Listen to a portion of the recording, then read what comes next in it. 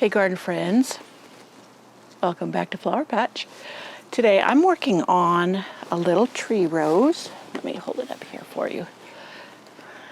Can't get it all in the screen yet, but this I got on the bargain rack at Lowe's. It was on sale for, wow, less than 50% off. Well, more than 50% off.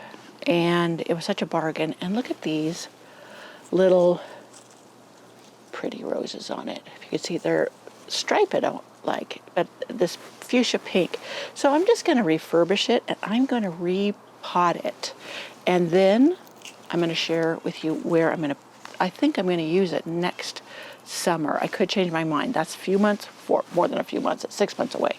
I'm cutting off these, what they're actually seed pods, but people call them rose hips.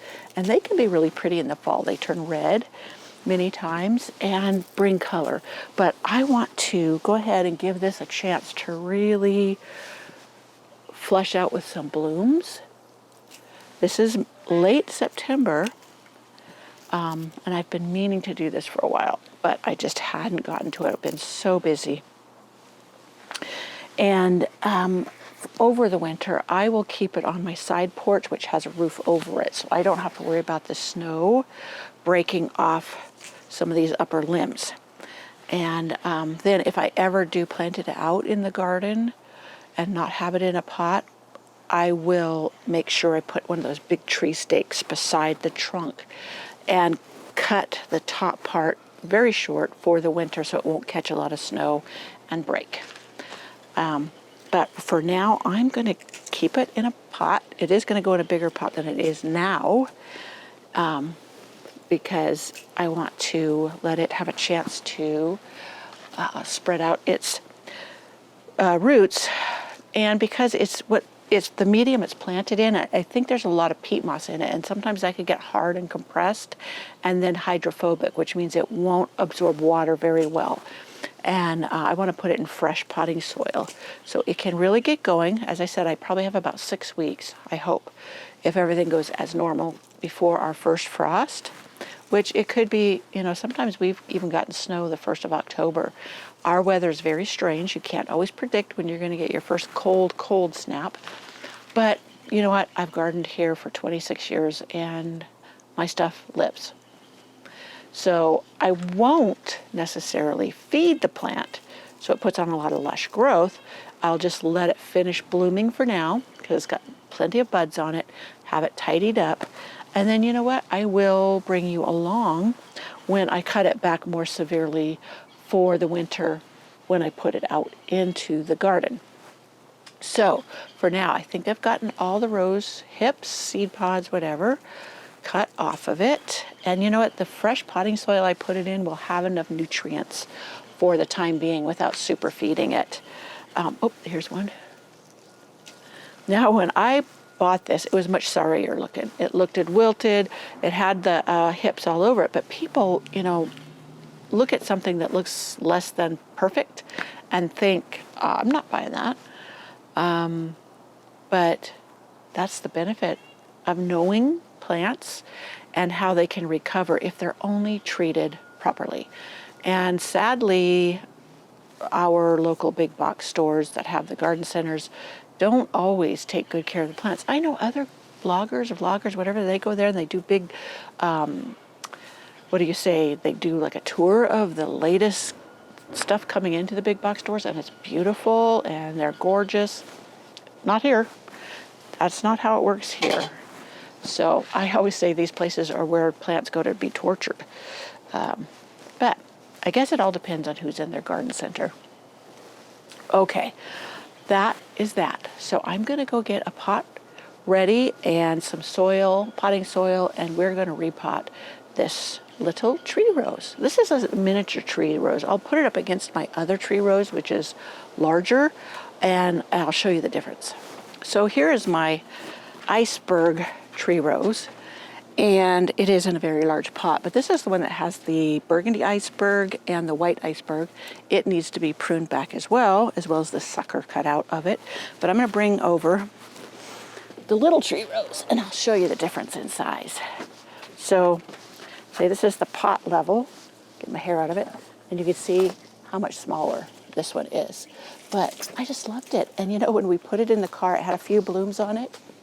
And it smelled so wonderful. And I just love the pretty little blooms. Let me get you closer. I just can't resist showing you that. Isn't that gorgeous? It's starting to fall apart, but there's plenty more little buds coming. So I think once I get it in the new soil and everything, it's really going to do well until it gets too cold for it to bloom anymore.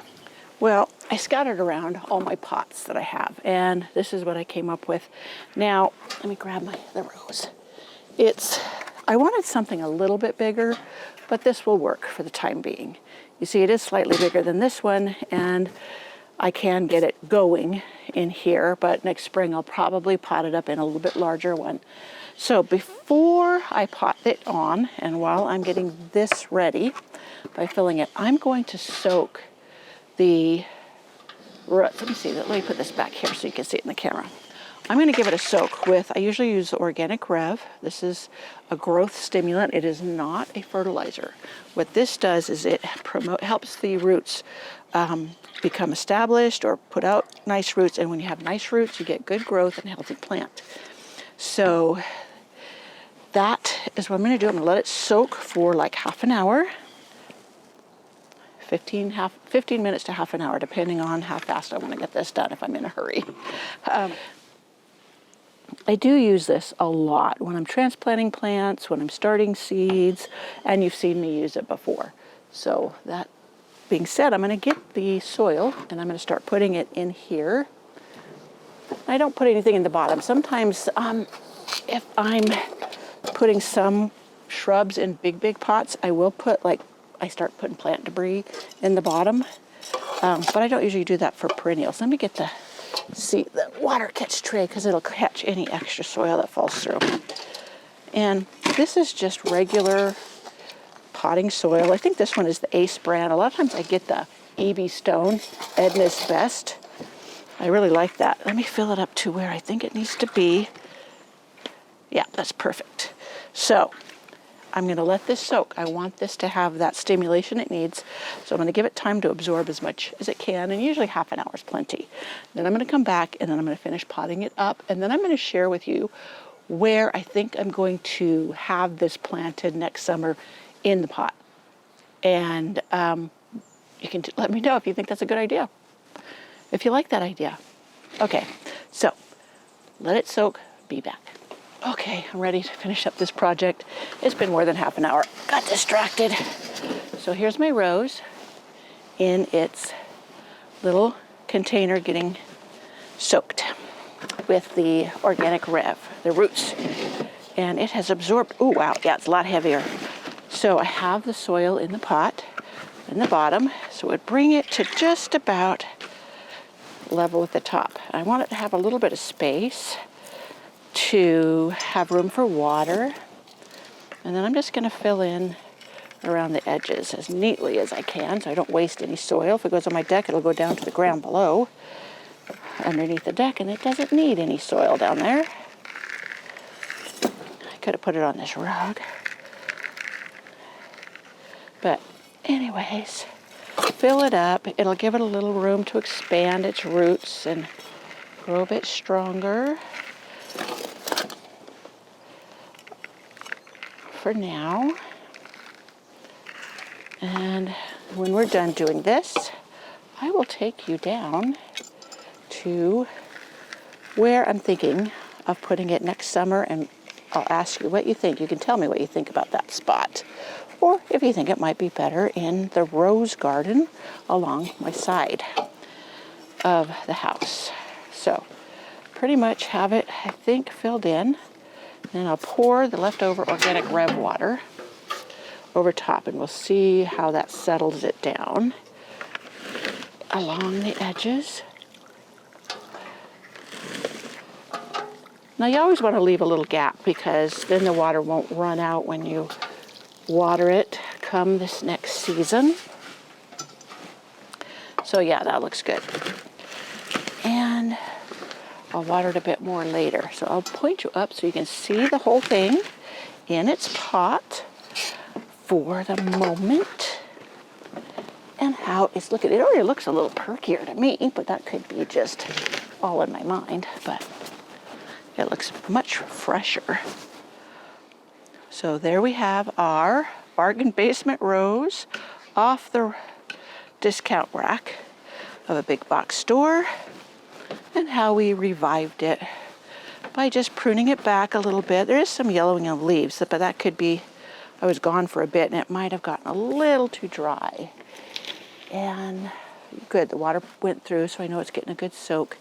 And it had a good soak in the organic gravel. Look, there's more buds here and here. And now I'll take you down to show you where I'm thinking of having this setting next summer. Behind all these petunias, there is a black pot, a big stoneware black pot. Let me see if I can pull these down so you can see it right here. And inside I just have a container that has the elephant ear in it, and then this is some sweet potato vine that really didn't take off very well. But I was thinking that tree rose in this container. It does have drainage, so as it gets watered, the water will drain out and it drains down below here. But I just thought that the height here would give the eye somewhere to stop, kind of separate this part of the secret cottage garden from that back there. You notice I have my bench moved. Let me get out of the way here.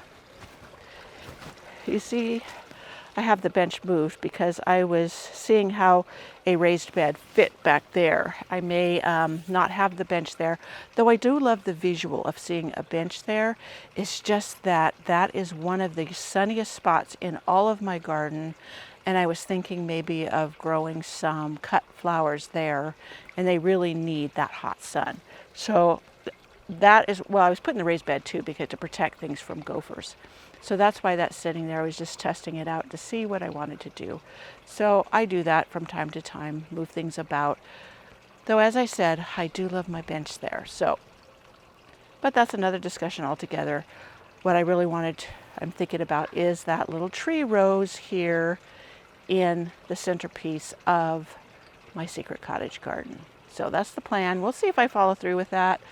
And even my iceberg rose, I think, would do well here. So, well, I hope you enjoyed my little attempt to salvage a mini tree rose from a big box store garden center, and how I did it. It's not hard, and I'm not even sure why it was on the bargain rack. It did look sad, but it didn't look that sad. And anyways, I'm just thrilled I got it at a deep discount price. I hadn't thought of adding any tree roses to my garden, to my because of the heavy snows we get. I was afraid it would break them down, but I saw some at the Hearst Castle, and the way they had them staked up, I thought, oh, tree roses would even make it through the snow treated like that here in my garden. So it gave me some ideas for maybe along the side garden to have tree roses. So that's something I'm really thinking about, but I thought that little one would go really well in the back. And we'll see. I may change my mind by next year, but that for now is my idea. I hope to see you in my next video. Please give this a thumbs up if you enjoyed it, and or give me some ideas, other ideas. I'm always looking for inspiration on what I can do differently in my gardens. So never be afraid to offer suggestions, advice, whatever. I'm open to all ideas. Okay, see you in my next video. Bye.